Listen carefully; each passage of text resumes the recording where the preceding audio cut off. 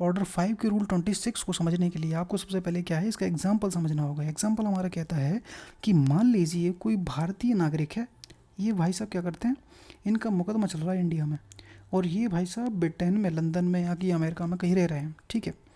यदि जो Indian government है उसने उस देश में जहाँ पर वो रह रहा है, ब्रिटेन में रह रहा है मान लीजिए, वहाँ पर कोई पॉलिटिकल एजेंट अपॉइंट किया है, या फिर वहाँ का कोई प्राधिकृत न्यायालय होगा जिसको ऑथराइज किया हुआ है इंडियन गवर्नमेंट ने, तो समन उसके माध्यम से उस प्रतिवादी को जो वहाँ पे रह रहा है पहुँचाया जाएगा, उसकी तामील कराई जाएगी। Hello everyone, welcome back this channel. आज हम बात करने वाले हैं सीपीसी का ऑर्डर 5 रूल 26। इसके बाद 2 वीडियो और आएंगे, उसके बाद ये पूरा ऑर्डर आपका 5 कंप्लीट हो जाएगा, ठीक है। तो रूल 26 समझते हैं क्या है। रूल 26 कहता है कि राजनीतिक एजेंट यानी कि पॉलिटिकल एजेंट या फिर न्यायालय के माध्यम से विदेश में समन की तामील की जा रही है। अब सबसे पहले ये वर्ड समझ लीजिए, राजनीतिक एजेंट का मतलब क्या है, उसके बाद आपका ये क्लियर हो जाएगा। अब पॉलिटिकल एजेंट क्या मतलब है। पॉलिटिकल एजेंट एक सरकारी अधिकारी होता है, एक गवर्नमेंट एम्प्लॉय होता है जो किसी विशेष विदेशी क्षेत्र, ये विदेशी क्षेत्र हो गया, लेकिन विशेष की बात कर रहे हैं, मतलब है कि स्पेसिफिक, मतलब इतने एरिया के लिए या फिर इतने एरिया के लिए, तो वो स्पेसिफाई की जाएगी, ठीक है। किसी विशेष विदेशी क्षेत्र में भारत सरकार का प्रतिनिधित्व करता है। किसका? भारत सरकार का प्रतिनिधित्व करता है। यह आमतौर पर किसी देश में भारतीय दूतावास यानी कि एम्बेसी या फिर हाई कमीशन का कोई अधिकारी हो सकता है, ठीक है। इतना समझ में आ गया। अब समझो भाई रूल हमारा क्या कहता है। रूल कह रहा है कि राजनीतिक एजेंट, पॉलिटिकल एजेंट या फिर न्यायालय के माध्यम से विदेश में समन की तामील। ये समझो क्या कह रहा है।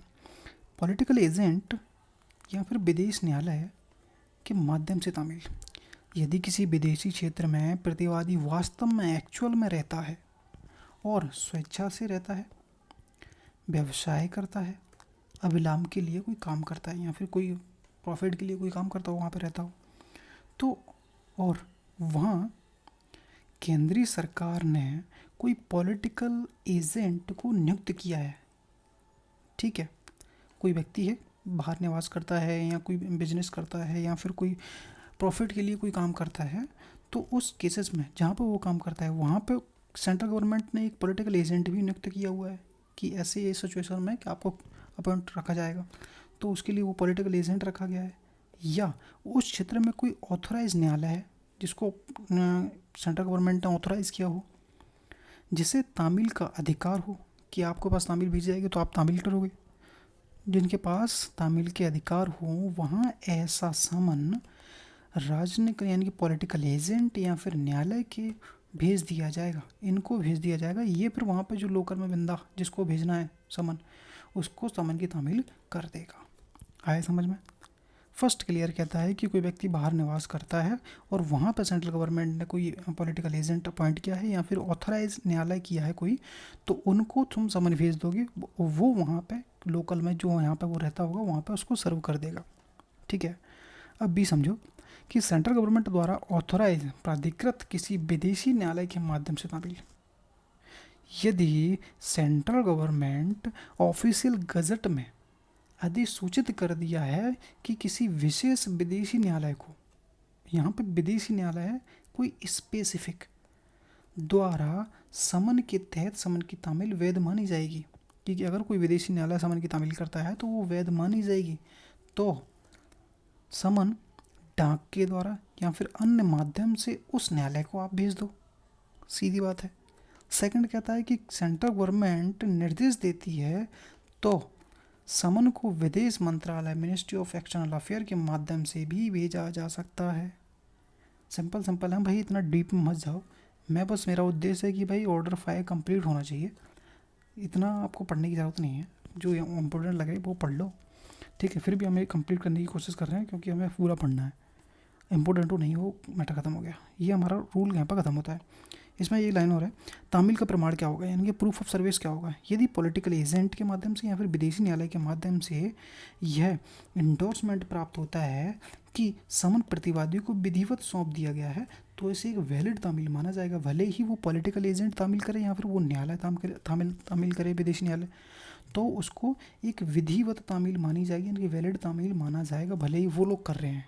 ठीक है, अब इस रूल को, ऑर्डर 5 के रूल 26 को समझने के लिए आपको सबसे पहले क्या है, इसका एग्जाम्पल समझना होगा। एग्जाम्पल हमारा कहता है कि मान लीजिए कोई भारतीय नागरिक है, ये भाई साहब क्या करते हैं, इनका मुकदमा चल रहा है इंडिया में, और ये भाई साहब ब्रिटेन में, लंदन में या कि अमेरिका में कहीं रह रहे हैं। ठीक है, यदि जो इंडियन गवर्नमेंट है उसने उस देश में जहाँ पर वो रह रहा है, ब्रिटेन में रह रहा है मान लीजिए, वहाँ पर कोई पॉलिटिकल एजेंट अपॉइंट किया है, या फिर वहाँ का कोई प्राधिकृत न्यायालय होगा जिसको ऑथराइज किया हुआ है इंडियन गवर्नमेंट ने, तो समन उसके माध्यम से उस प्रतिवादी को जो वहाँ पे रह रहा है पहुँचाया जाएगा, उसकी तामील कराई जाएगी। तो ये हमारा था ऑर्डर 5 का रूल 26। अब नेक्स्ट 7 और 28 मैं जल्दी कराता हूँ दूसरी वीडियो में। ठीक है, इसमें नहीं समझ में आया हो, समझ में आ गया होगा भाई, उसमें कुछ है ही नहीं, कमेंट कर लेना। ठीक है, और 2 वीडियो और डालूंगा तो ये ऑर्डर ख़त्म होगा। इसके बाद जो पढ़ना हो बता देना, नहीं तो मैं अपनी तरफ से रूल 6 ही स्टार्ट करूँगा जहाँ तक है, क्योंकि इंपॉर्टेंट बहुत ज़्यादा है। तो मिलते हैं नेक्स्ट वीडियो में। वीडियो को सब्सक्राइब करना, वीडियो को लाइक करना, पसंद आए तो, नहीं पसंद आए तो कोई बात नहीं। ठीक है, मिलते हैं नेक्स्ट वीडियो में।